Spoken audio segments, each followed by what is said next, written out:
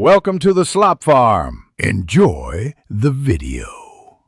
In this video, I will show you how to make delicious pumpkin pie sauce, step by step. First, let's gather all the necessary ingredients. You will need one 15-ounce can of pumpkin puree, 1 1/2 cups of evaporated milk, and 2 large eggs.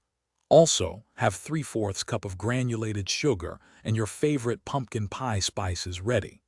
This initial preparation ensures a smooth and enjoyable baking process.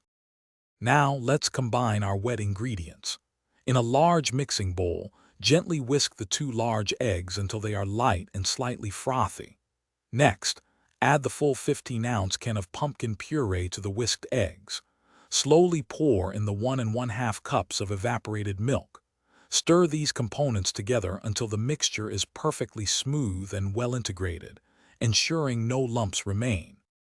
It's time to add the dry ingredients and spices that give pumpkin pie its signature flavor.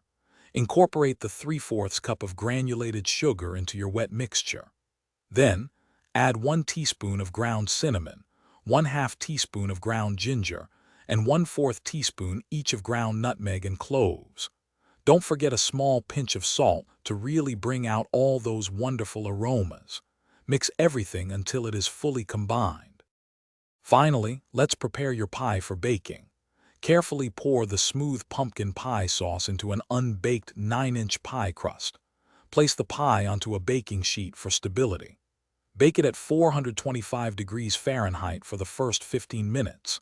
Then, reduce the oven temperature to 350 degrees Fahrenheit and continue baking for another 45 to 50 minutes, or until a knife inserted near the center comes out clean. Thanks for watching. Consider subscribing if we helped you today.